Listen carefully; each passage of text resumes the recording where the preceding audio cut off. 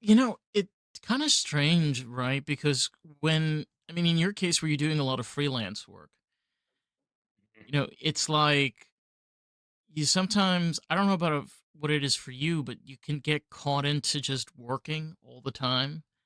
That like a break just turns into actually something you're doing for your job. I know it is. Like just yesterday, I had like a nap at maybe 8 p.m. and then because the conference is coming up and also the holiday, I I woke up like 9 p.m. and I was like, "Oh, I'm feeling great. Let's get to work." Yes. So I worked until like half 12 in the Oh my night. god, bro. Had a great session. Really got loads of stuff done. Really set me up for the weekend to be a bit more chill than I expected, like midweek at some point. You're like, oh my god, I'm actually done all of this. Holy shit! Yeah. It it's strange though because it takes a lot to be independent, and I think unfortunately what happens a lot of the times people forget to do things that they're passionate about. Like there are ways of being able to do things that can give you a feasible income. They can give you a pretty bright future, a career path that you can work towards. And I think we get caught into a lot of the times just these monetary gains in the sense of where Yeah. you need a steady paycheck. But when you're in that and you're making that passion a success, it's like that is your life. That this is who you are, this is what you do. It's like literally 12:30, like when every other motherfucker is sleeping. You're not. On a Friday night, On a fr- the night coming to a bank holiday. So today is not only the weekend in Germany, it's also a bank holiday. So everyone's off. And I'm working like late and I'm working today as well. I wouldn't necessarily call this work, but I know what you mean though. Like I'm sure you have other stuff as well, but like I think it's just so incredible to be able to get into that headspace where you just don't give a shit about what other people are thinking because Mhm. you're doing something that's meaningful to your own career and to your own success. I mean, we talked about this before. I think it's really incredible to know your skills and what you can adapt and retry and figure out different ways of making it work because clearly, I Mhm. mean, you told like clearly you figured out a formula that works pretty well for yourself. Yeah, but also what was interesting, what you just said really triggered something in me because right now I'm going through a bit of a shift where before, like thinking like 4 years ago, I would be happy about every job that came in, and I would really need those jobs to come in as well. Like, when you try to make your passion something that you can live off, you usually have to start by doing a few bits here and there where you're not too passionate about them. Like especially for me in photography and videography, I had to take some jobs that hindsight, they're horrible jobs. They paid some bills, they were important, they made sure that I didn't go into red digits, but they had a lasting impact on me and my work as well. Whereas now I need to start getting into the headspace of, well, I already have enough jobs for next year. I'm booking 2027 right now. So I could just chill a bit when it comes to like the holiday coming up, right? But I'm still in that grind mentality of trying to get there, even though I kind of just reached it, you know? Right. Transition transition phase. Oh, It's yeah, 100%. it kind of reminds, I don't know if you've ever watched, like there is a TV series called The Twilight Zone, and it almost can feel like a Twilight Zone episode where, the narrator is standing there and you're like, "Yo, dipshit, this is my life." And they're giving like a whole synopsis of like a person going through that period of where they've successfully made it, but they don't believe it. What happens next after this commercial break? It's kind of like that, right? Yeah. Yeah. It's And odd. It's and I peculiar. feel like a lot of freelancers that I see around me, they get caught in that grind mindset and they don't get to get out of it ever again. Like you become this like just grinding for jobs, keep grinding more, building further. Um, where I think at some point you need to find like a good balance where you can look at yourself and also your business again in a way that it gets sustainable so that you can do it for a long time. Like I don't think I'm going to take pictures for the rest of my life. I think I'm going to be an entrepreneur for the rest of my life, but I need to make sure that I can do it for the rest of my life. I have had some injuries over the past 2 years, which probably came just from me going a bit too far on everything. So I just had like a back injury, and every time I injure myself, those words from my uncle come to my head where he's like, "It's cool that you're doing what you like. Make sure you can do it when you're 50 and maybe till you're 60." And I'm like, ah, fuck, that's so far away. But he's right. Yeah. He's 100% right. If I kept going at the pace that I was going through the past like 2, 3 years, maybe, and if I wouldn't slow down now a little bit, I would probably be out of this job or like burnt out in the next few years. Yeah, which is very much understandable.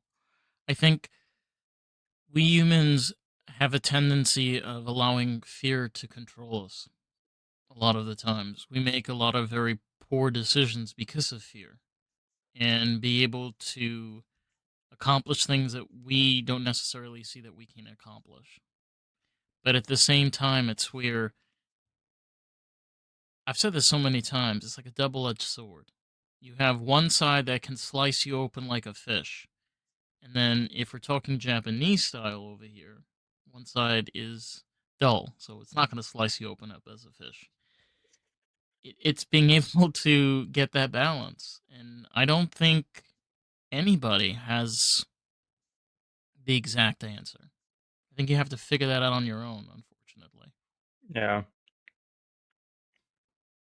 Jesus. But in general, it feels good like being at the spot where like to-do lists get checked off and like goals get checked off.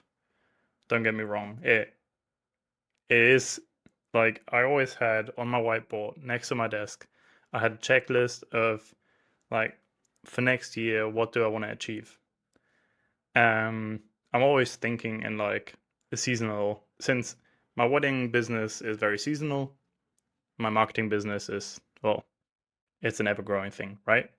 So since I have that seasonality with the wedding business, I always think, what can I do now to improve the season that I'm booking right now, which usually is the next year's season. Um, Now I'm at the point where it's 2 years in advance, because I already checked off my little to do, which was get enough money in to survive the year, basically. And I had a checklist of how much I already have in bookings. And I told myself in the beginning of the year, it might have been February, if I don't get this full by December, then I will have to look for another job because it's been a while now, been a freelancer for a while. So if I'm not getting stable next year, then I think I need to look for something else where I will be able to provide for family, right? Because I was chasing a dream, and if it didn't work out, that's it. That's fine. I could still do it as a part-time job. Great part-time job. It's a tough full-time job. So I finished crossing that off, I think like 6 weeks ago, maybe seven. So that felt sick. So I like redid the whole whiteboard because I already completed my year. before the year even finished. Yeah. And it was, I think it was like beginning of September, Yeah. If anybody maybe end of August. if anybody says that the universe is a fear creature, I beg to differ. You know, the universe is one of those things where it is either a nasty son of a bitch or it just slips you a nicky when you're not looking. Yeah. It's wild. It's like we think so many times that we're in control with how things interact around us, but we're really not in control. No, we're not. No. Like I strongly believe in God, and I think he he's taught me a few lessons over the past few years, 100%. But he also like got me through a lot of shit that could have ended way worse than it actually did. Like I have this massive desk that I'm working on right now. So you have the camera up here, you have a light here, you have two massive speakers, screens, editing desks, tons of hard drives, fast ones, slow ones for recovery, PC, microphone, everything. And it's huge. It's actually massive, as your president would say. Well, It's going to be the biggest I needed table. to, It's the biggest table in the world. I can't do a yeah, good Trump. I'm sorry. no. That's close as you can get. So I needed to get my LAN cable. Sorry, might have cut out there. And needed to get my LAN cable underneath the table. So I needed to lift it up. And I was alone. And I crouched under, pushed up, and tore a muscle in my back. So, yeah, as you do when you're lifting up an extra 100 kilos to to your body weight with your just your back, don't do it. Don't do it. But I just wanted a fast solution, and I think that could have ended so much worse. Like I could have like fully popped a disc or something, which like a fully slipped disc could have been the end of my like career, It's basically. it's devastating. I mean, man, I used to skate and I stopped skating because I made a very poor decision of listening to Patti Smith, which I no longer recommend to anybody to listen unless you're asking for a death sentence. And I had a bone contusion in my knee, and it's hilarious. It's like, it's probably been like 2 years. It's like I can walk perfectly fine now, but it's like those random just times of the month, and it's just like again, it's just damn man, it's we are so much not in control of anything that happens. And I what I find so funny is right. You know the situations where you wonder to yourself, how the hell are you gonna pull this off? And then a week goes by, 2 weeks go by, 3 weeks go by, and you're just like shitting your pants. Okay.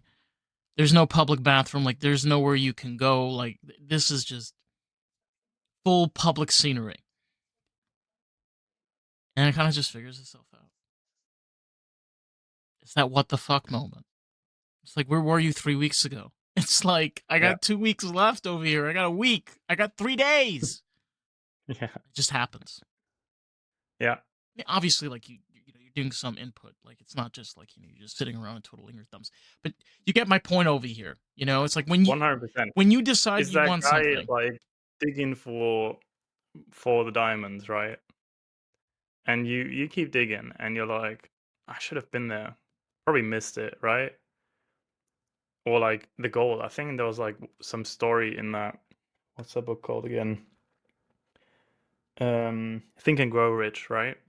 I think the entry, one of the first chapters is about this family dropping everything, going into gold digging because they found something, right?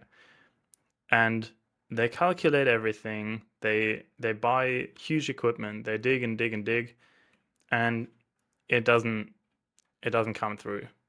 And then some engineer, he recalculates. He's like, you miscalculated where it's going. I don't know what it's called in English, but where the actual like proper amount of gold is hidden.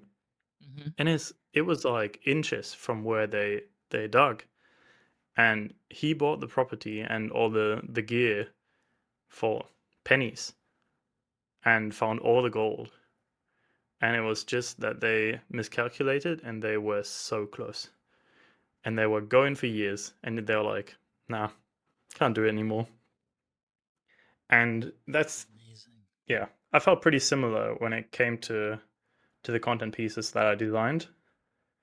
Like they were getting me some traffic, they were getting me some inquiries, but they didn't get the boom that I expected over 4 years, I think. And then I just repurposed them on TikTok and bang, they like went Blew up. super viral. Like even some old stuff, some stuff that I recorded like 2, 3 years ago, they got like 1,000 views on YouTube, which is great. Serious. Don't get me wrong. They were 1,000 very targeted views. They were about stuff that really like only people watch if they're really interested in buying what I offer. But they got hundreds of thousands on TikTok, which got then people jumping over to YouTube, watching the full stuff, jumping over to my website, booking me. It's crazy. I think also what I think is just wild to take into account, we talked about this before, and how on average of how much people are charging for your services, specifically with Yeah, photography. And I mean, you're charging a lot more than what they're charging. And yet that's not stopping you from getting booked. And you know, I love those Americans that's like, screw America, let's move to Europe. It's cheaper, it's better. Okay. I think you can maybe burst the bubble for a lot of Americans. yeah. Europe You is don't earn not as much as cheap. well. Yeah, Europe is not cheap. I'm sorry. It's not. Not at all. Petrol No, prices are through the I definitely. roof. Buying a house is like, yeah, it's cheap, but then you got to spend like God knows how many like probably over tens of thousands of euros just to fix some of these houses. It, how much are houses like? If you're thinking like what is a range for like a family house that is not like crazy crazy in the US? These days, it's like 300,000 to 400,000 US dollars. Yeah, I think we're more expensive when it comes to housing prices Really? because we have less space. You couldn't get like I'm pretty sure. So the houses, like family houses here, they're easily 500K plus. 500,000 euros. Yeah, yeah, yeah. Because we have less space, right? You have you have in comparison to like how many people you have living in your country, you have insane amounts of space. That's why you have parking lots like we sometimes don't have parking lots because there's no space. Yeah. We have huge problems when it comes to infrastructure. That's why our trains are like that's why we can have trains because it's not far.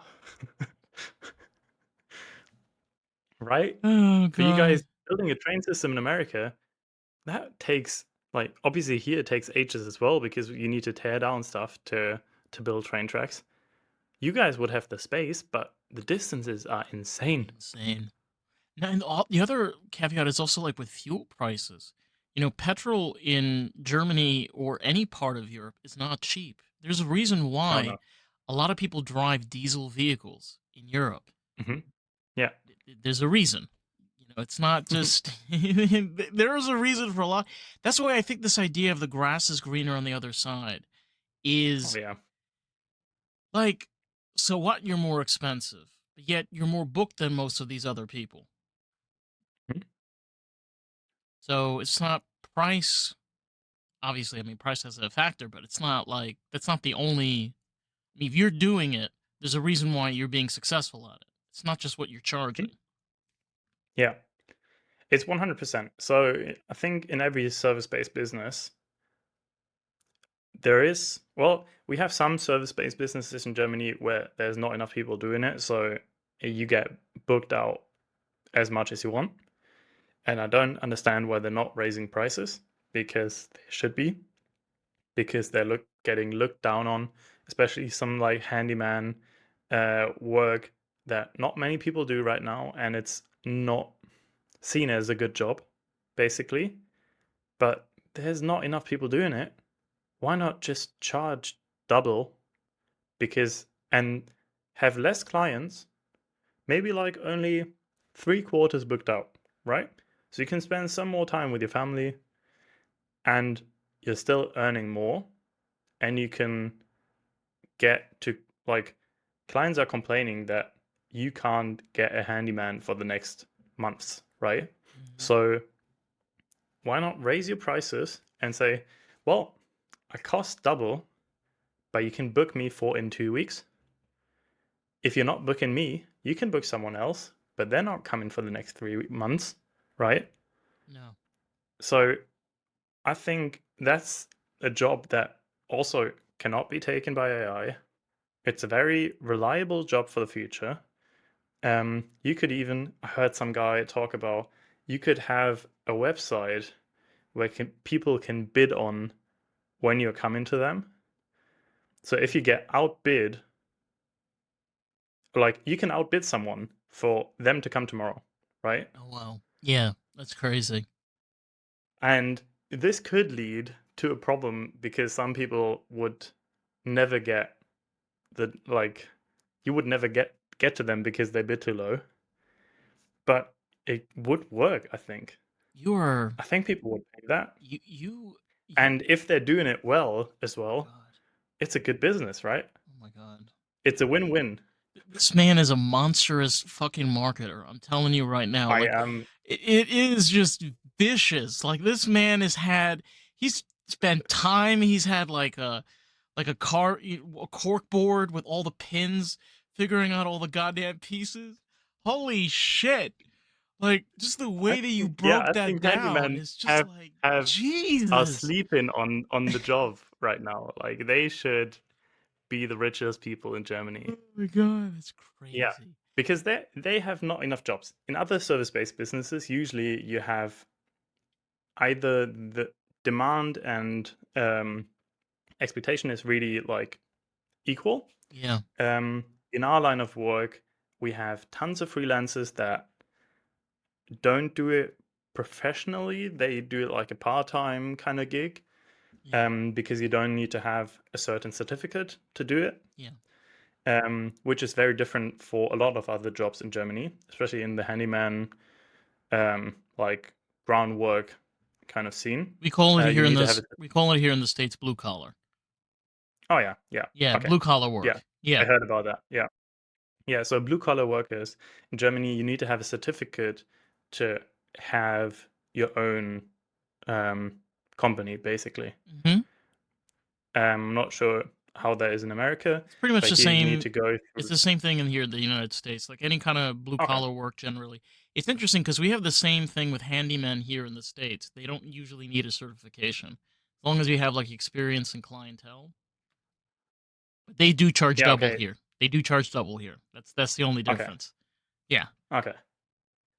Yeah. Well, you need a certificate here to start your company. Right. You need to have like a 2 year like base degree, and then you need to do another 2 year degree to like the base degree is to work in that field, and the second degree is to make your own company, right? Right. You don't need that as a photographer. So there is tons of people that just have a website and an Instagram profile saying, "I'm a photographer. I can take pictures at your wedding." And they don't need to show much, right? Because everyone just shows their best pictures. And we have the saying, if I directly translate it, even a blind chicken also finds a worm at some point, right? So if you take 4,000 pictures at a wedding, you will have two good pictures. Doesn't matter how good you are, you'll find a good one. You'll be lucky. Yeah. Whereas the professional photographers, their worst picture that they deliver is probably better than 90% of the pictures that part-time photographer delivers, It's just which it's hilarious. is crazy. It's It's like crazy. it's pretty similar to like right now I feel like in sports, since technology has evolved so much, the top teams, they are so much better than the like top top 1% teams. Yeah, The difference between that is so much bigger than like the top 1% team to like a top 50% team. yeah. It's crazy. Like in soccer, you might say. I call it football. Literally the I'm okay, okay. Moroccan. I'm North African. We call it football. Okay, yeah. So in football, like the top 5 teams, they are so much insanely better than the top 20 teams of the world, Hmm. which is crazy to me. Like I've just last week I've been to Frankfurt versus Liverpool in the stadium, and it it felt like they were playing against a child's team. And Frankfurt is stomping 5-1 on like Besiktas and stuff. They have some serious potential, but they got dumpstered. And I'm pretty sure, like, I feel like the same is the case in photography because Yeah, the bar if you if, is getting raised so much right now. if you put Like, those so many two, people are getting so much better. yeah, like to your point, when it's like having those two people stand side and side, right? You can see one side of that Instagram, but if you compare it to somebody else that outshines and outperforms, it's like night and day difference. Like I'm not trying to, sugarcoat and give you a crown, but if we take your work, Jonathan, and compare it to some of these other people, it's night and day difference. Thank you. Yeah, I mean, honestly, like there, because I think what happens we forget is a long time ago when photography became a thing, it was a craftsmanship. It was like you had these clunky 8x10 cameras and you had to stand still and you had to be somebody that understood lighting to a certain degree. And then we kind of entered a period in like the 50s and 60s where people were able to play around with Polaroids. They're able to play around with mixed media and art with using, different like cellophane frames and lenses and things to play around with colors. So there was kind of that niche that came out of it. And it's like we've entered an age, I probably for the past 28 to 30 years, which we've had digital DSLRs and digital cameras and photography and more programming and things where it's kind of been easier to cheat the system a little bit. It's just you could just throw up a website, buy a camera off of eBay, you know, um, take some lighting or whatever that's maybe 50, $60 and call it a day and just keep doing the same shit over and over again. Or you could kind of do the same thing, take a completely different approach. Yeah. And what I think is going to happen with all the AI influence that we have in the industry right now is I feel like the gap is getting like even wider because the entry level is so much easier and it's so easy to get it to that 20% level, right? Hmm. Because the AI will help you. Those cameras, they focus for you. They find every eye of every animal that you can think of. So to get there is so easy.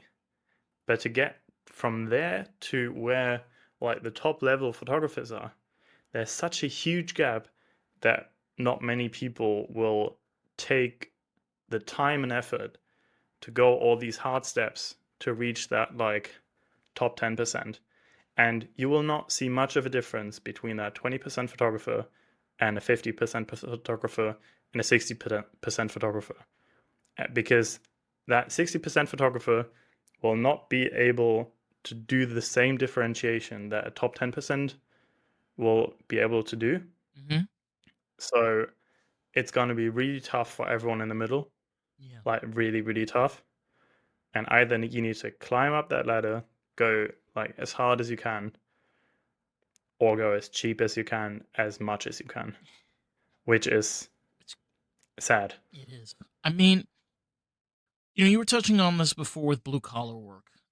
With people that are in trades, and when it comes to working, like I could talk, for example, on my side, where I'm starting my career also as an automotive technician, and I'm kind of pivoting towards a German brand. I'm working for BMW, and what I kind of appreciate with that is you have a brand that is very German. Their whole structure is extremely sense to where, okay, you're in America, but you're following our rules. You're doing what we tell you to do. We don't give a shit that you don't speak German. We don't give a shit that you don't like our acronyms. We don't give a shit that you don't like our systems are slow and they're full of electronics and computers. We don't care. You're going to do it our way, or you don't have a place. But the really interesting thing that a lot of people forget is you can be that person, like you said, the 10%. You could work for a local shop, you could work for Toyota, you can work for another brand. You have work that's coming in all the time and you're doing pretty much the same different things. Or you could be above that 50%. You could be in that 70 and 80% where you pick something that's extremely difficult, that's really hard, but yet the knowledge that you're getting, and the same thing applies with AI and its technology advances. The more you engulf yourself with that, and the better you enhance yourself with technology, the better you are in that trading field because you are light years ahead of. Like, I'll be straight up and honest. Like, you take a BMW master technician and compare them to a Toyota master technician. That BMW technician has worked with so many electrical gremlins and problems through the wazoo that they've gone through and figured out exactly how these systems work. So you can have, like, oh my god, my computer does everything for me. But this person knows exactly what that computer's going to do. That's light Yeah, years ahead. yeah, yeah. 100% feel you so much. That is exactly what's happening here as well. And I feel like that's happening in marketing as well. Hmm. And people will get dumpstered for it. Like they're using automated ChatGPT content for their website, which is yeah, it kind of is working sometimes for a short period of time. You need human input. That's just the fact of AI. Like, I know people say like, "Oh, AI is going to take over." It's artificial intelligence. It's a language-based format. It needs human input. Yeah, 100%. Like as soon as half the internet is filled with LLM content, it will get dumber and dumber from itself. So that's why they're gonna, if you're thinking, oh, I'm ranking on Google right now with all my ChatGPT, SEO, whatever, you're not going to do that for a long time because at some point they will figure out a way of discerning human content from LLM content even better than they do right now. Yeah. Right now, they're already rating it the lowest rating. If they have these like rating people that go through websites, and they're also already ranking it the lowest possible score if they see it's AI, and you can see it so easily. Like, just remove your M dashes. That would help a lot already. Get rid of all the like super marketingy sounding words, like extremely. It doesn't work. No. Your website will get blacklisted as non-human content and therefore lose traffic in the long run because LLMs don't want to surface content from other LLMs, and everyone's becoming an LLM over time. So, Yeah.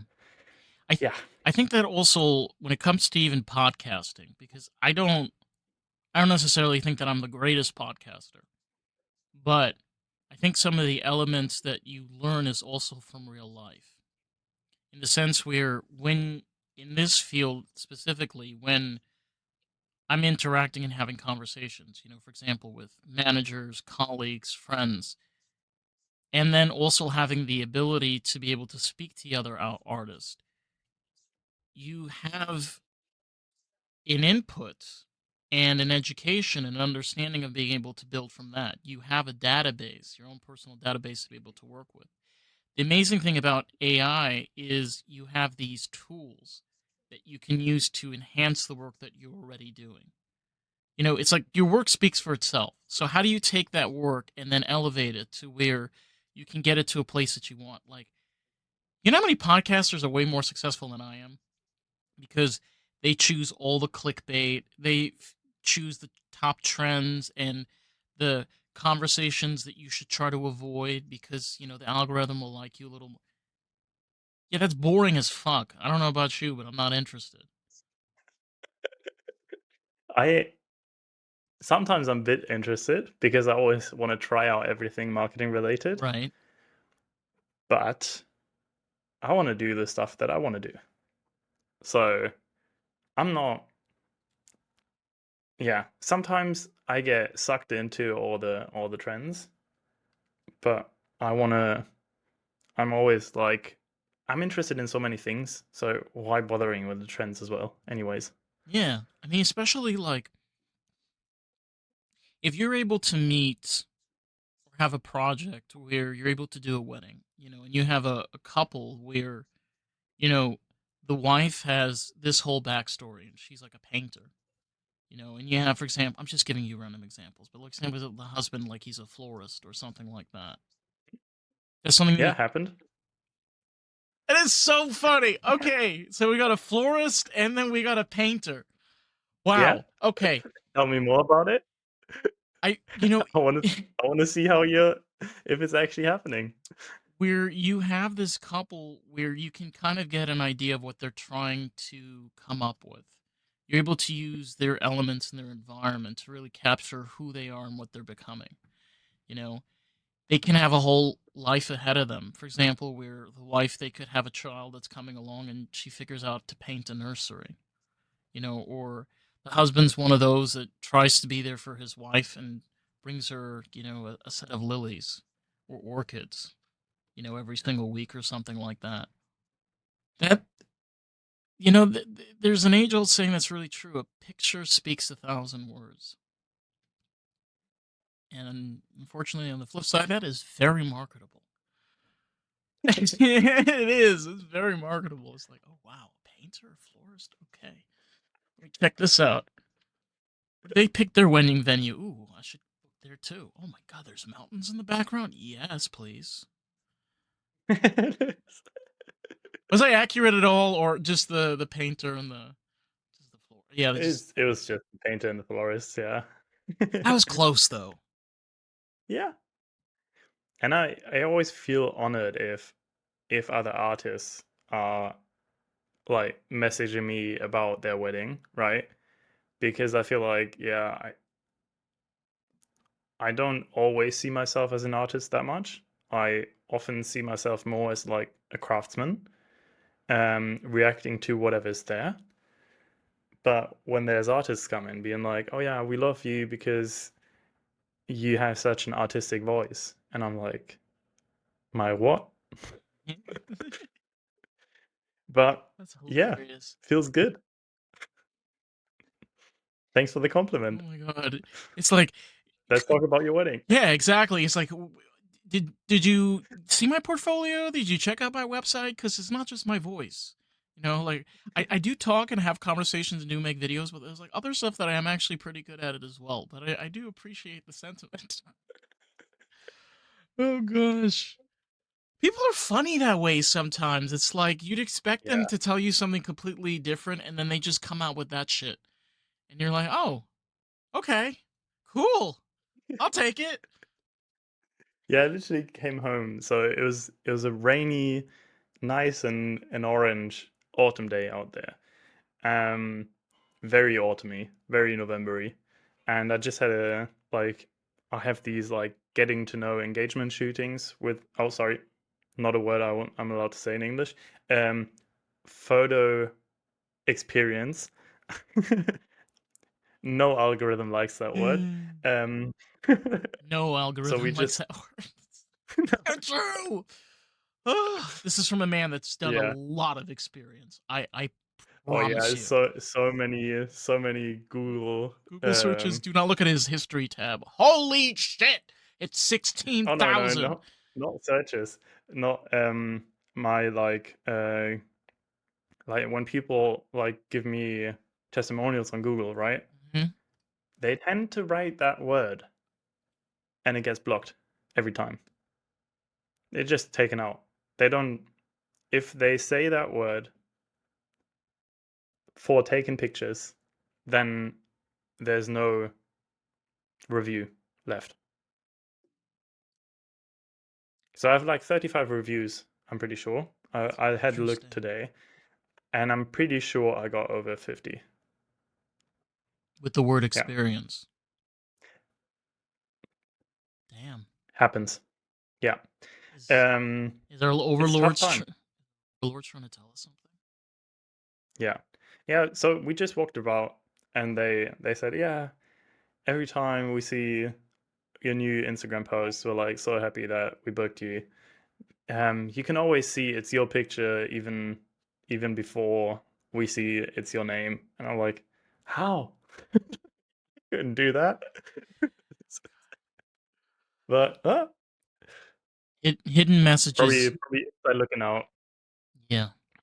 I think though it's honestly like it's a healthy dose because I think what you said about the difference between an artist and a crafter. I think there's a lot of similarities. I've had this question come up before because I've had people that have come onto this podcast and they were like, "But I'm not an artist," and I'm like, "But you kind of are." Yeah, but no, I'm not. Like for example, I had a writer that came onto this podcast. I had also like a vocal coach, and I'm just like, you are artist to a certain. Look, I've said this before, and I'll say this again. Anybody can do this. Anybody can sit in front of a microphone. Anybody can go on eBay and buy a DSLR camera. Okay, or they take out their smartphone. Anybody can do this shit. But to be able to be a craftsman of your work, to be able to figure it out in your own and doing what you want to do because it's something that you're passionate about, that is a whole different story. That's not something that happen. I'm sorry, like that doesn't happen, on the TikToks with the part 1, part 2, part 3. Okay? Part 1 could be 2 years, part 2 could be 6 years, and part 3 could be 20 years. Yeah. Yeah. 100%. And I most of the time don't consider myself an artist either. Like I think I am usually obeying tons of rules that I learned and applying them to situations. So I Crafting them. have read some great photography books. I have been to great workshops, and I just try to be in the moment and capture it the way that it is, which is tough. And also make it a little bit like maybe something cool here and there. Have a little fun, just dabble into the Yeah, pixie dust.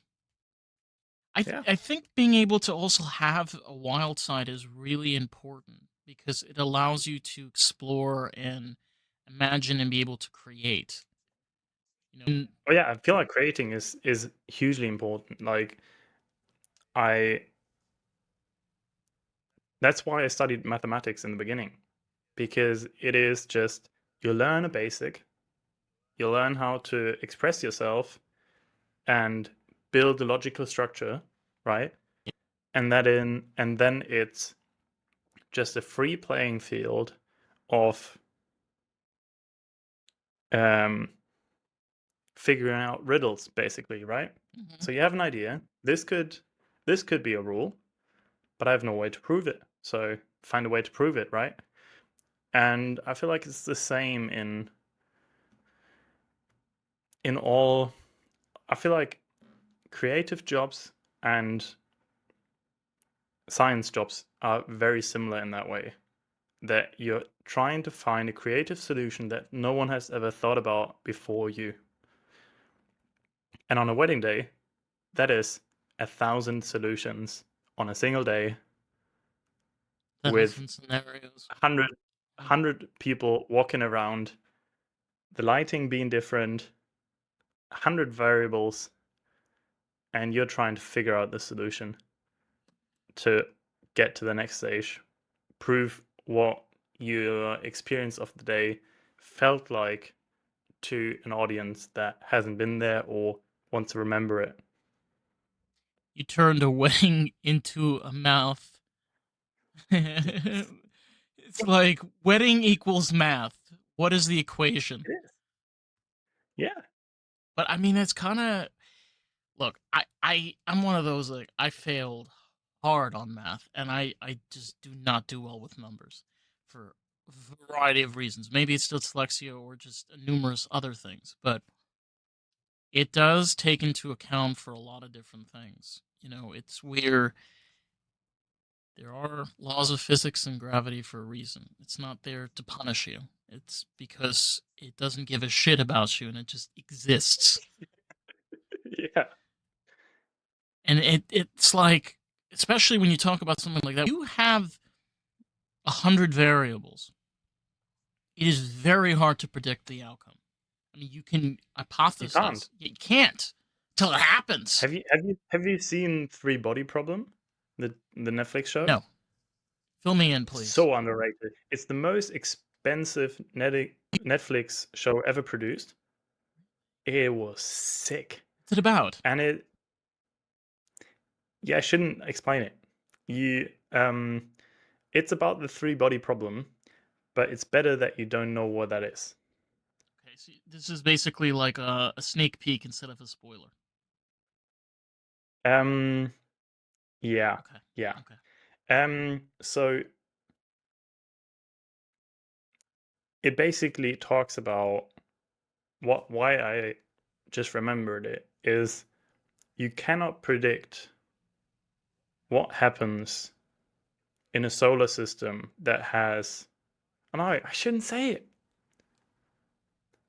Listen, Shouldn't say it. Otherwise, you're getting spoiled so hard, and I'm everyone not. I'm listening not. should I'm really. not telling you to spoil it. You know, you wanna get a little sneak peek. You wanna give a little Well, breadcrumbs. You want it's a little tough. cookies. You can not predict some things that have three variables. That's all I'm gonna say. Okay. And having 100 is impossible. And that's a little bit what it's about. And everyone should go watch it. Not an ad, but it's sick. And I just remembered it, and I kind of want to watch it again tonight.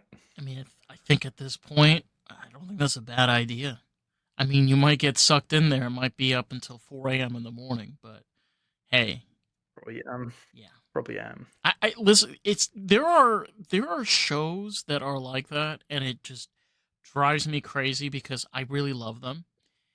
But Hmm. when it does that to you, where you're just like, "Holy shit! It's almost the morning, and now I got like 3 hours." Yeah. Yeah, it's just Have you watched Lupin? It's a European show, so you probably haven't heard of it. Is that the one that's in French?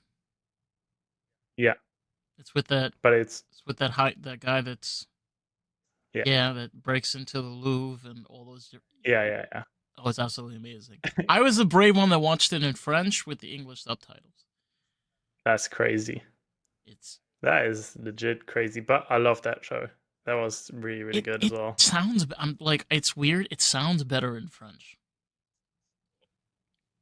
Are you a little bit turned on by him? No, I'm basically my whole family speaks French, so it's just like Oh, it's like when oh yeah, fair. Oh yeah, you said you're Moroccan, right? I'm French Moroccan. I'm like Oh yeah, fair. so Yeah. it's just so weird because like my family they speak snobby French. That's like the best way I can explain it. It's just very snobby. So like when you're like hearing the different accents of French, you're like, okay, all right, I gotta I gotta just reflect and like you said, like see all the other variables that you're sometimes refusing to see. But it turns out that is actually completely accurate. That happens all the time in France. I mean, it literally happened a few weeks ago, so I thought that was just completely bonkers and unrealistic. But turns out it's a real thing. It is a real It's a real thing. thing. There was so many people like making rumors that it didn't actually happen. It's just the best advertisement for Lupin Part 4. I've seen so many tweets about that. It made me laugh so hard because they were so obvious. They was they walked in on it like a bank holiday when the Louvre was open with a flipping like crane, right? And some high vis vests. Like everyone was joking about that high vis vest gets you into everything. I'm not sure if you've seen any TikToks of people getting into like Super Bowls and It's stuff. hilarious, bro. Like people just And now they're stealing the crown jewels of France. oh Like my there's this one like German rapper, he made like a song out of it, being like, yeah, apparently two of us got god. got picked up. It doubles my income. Let's go. Oh my god. So he's making little skits about them, and he's just in black with a high vis vest. Oh my god. It's kind of funny. It is just it's bonkers, man, because like you wonder to yourself, people figure out a way of making a living, you know? It's like it's like hilarious because I think one of the craziest things that's come out of social media is just how easy it is to just take advantage of the system. And Hmm. I'll touch on this like I said before. What I'm doing is I'm literally taking advantage of an industry right now here in the States that's missing 600,000 workers. Hmm. The automotive industry is short right now. So my That's crazy. yeah, so my little cheat sheet is I'm not working for an American company. I'm working for a company that actually pays you Mhm. because it's European and they don't really give a shit about America. They'll throw money into America, but they're just like, "We'll take care of you. You don't work for an American company." And I'm like, "All right, cool."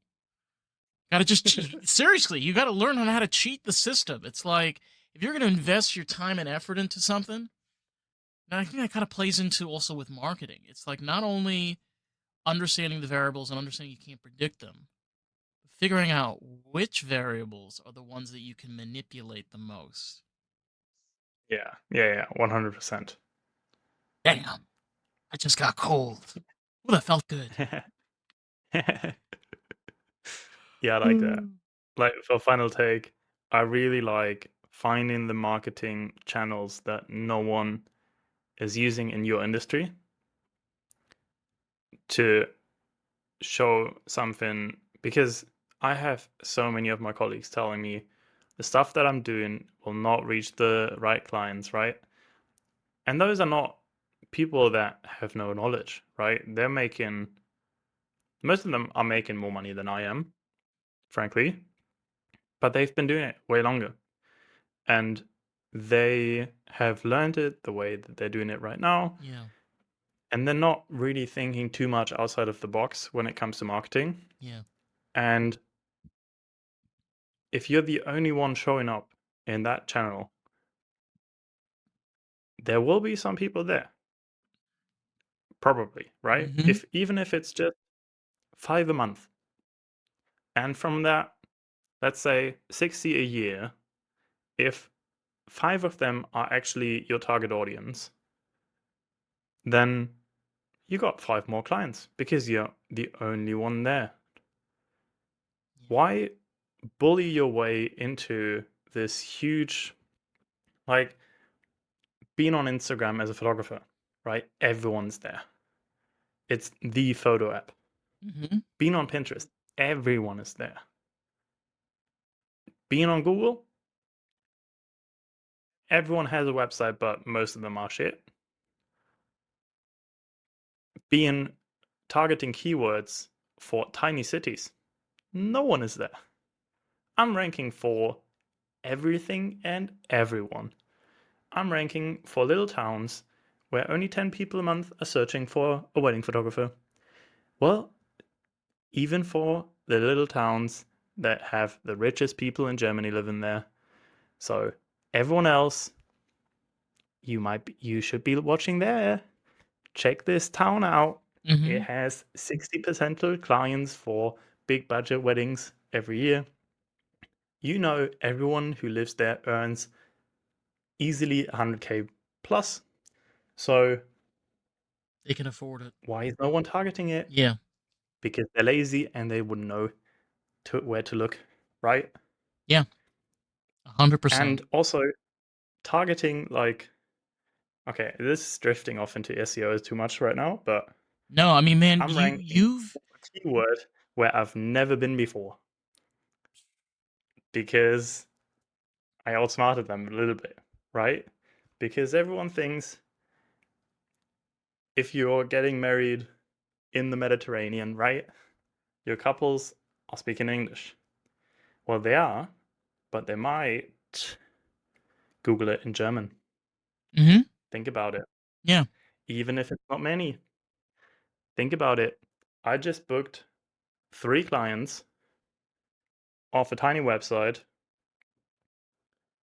that is ranking for a certain keyword in German that is very interesting Which German because it includes let me ask you, which German word? Is it one of those yeah, long there's probably no one here listening, right? Um, basically, Tuscany wedding photographer, but in German. interesting. Yeah, That's so because if that's people are so Googling this, bizarre. they want to get married abroad, which makes them already like top 10% richest people, and they are looking for someone who to also come there. You've done Yeah, have you but done that? You've flown out? yeah, Oh, wow. yeah, yeah. Oh yeah, I've had a wedding in Sicily 2 years ago. No, last year. That was pretty sick. I'll Yeah, have Sicily's a beautiful. few Italian weddings next year and the year after. And well, that's not far. No, I know. That's like It's a 2-hour going to flight. Italy from here. Yeah, it's a Yeah. 2-hour flight, No, tops. not even an hour. Like an hour? Yeah. Two Oh, hours right, Morocco. because depending on where you are in Germany, if you're all the way up north, it's Yeah. probably like an hour and a half to 2 hours, but if, like, you're all the Yeah, way yeah, down s yeah, yeah, yeah, yeah, yeah, yeah. okay. No, no, I'm like a third, a bottom third. Yeah, okay. Which is and by the way, honestly, that just broadens your clientele and your approach because then you could say, when people then question like, "Oh, but have you been in different you have been in different places." I've shot a wedding. Oh no, sorry. I photographed. I took pictures at weddings. It happened again. I keep saying it. I took pictures of people at weddings in. I started in the UK actually. Then I've done German weddings. I have done Italian weddings, and I have been a lot on the Dutch border. So it's like the range that I usually should. What do you mean? What are you laughing at? I think it's bizarre, man, because like I told you, like I That's as a probably smaller than one of your coasts. it's just like it's crazy because the amount of photographers I've spoken to and just your approach and your adversity is just incredible. That's Thank you. that's like that, that's why like you have a good point. It's like not just necessarily being an artist, but also being a master of your craft. I think that's another one of those key elements to being successful in your own right, not based on Yeah. somebody else's. It's just being able to be a master of the craft to the point, like I said but earlier, you can enter it in fucking heads on. And you got that. Grabbing it by the balls. Cool. Uh, I think I might need to yeah, yeah, yeah. like shoot. Yeah, 100%, man. I wanted to, before I let you go, we've talked a lot about your work. I know you also do marketing as well. Your website, your social media. Of course, I'm going to tag you in once this episode goes out. But for anybody that's planning on doing a wedding in Germany, which, believe it or not, some Americans do want to do weddings abroad, where can they find you? Yeah, so you can find me on Instagram, TikTok, my website, Jonathan Schuessler on everything. Also, for my marketing stuff, mainly Schuessler.